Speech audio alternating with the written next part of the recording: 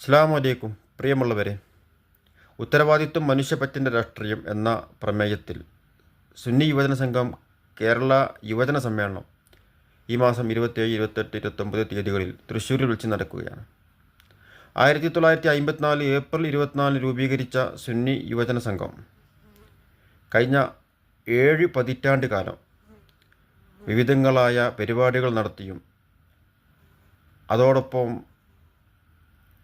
സുദൃഢമായ സേവനങ്ങൾ നടത്തിയും കേരളക്കരയിലും പുറത്തും അതോടൊപ്പം പ്രവാസ ലോകത്തും മുന്നേറിക്കൊണ്ടിരിക്കുകയാണ്.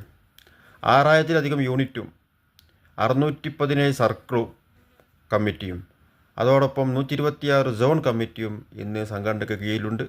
12 ലക്ഷം സുന്നി അണികളും 50,000-ലധികം വരുന്ന പ്രവാസി വളണ്ടറിമാരും സംഘടനയ്ക്ക് കീഴിൽ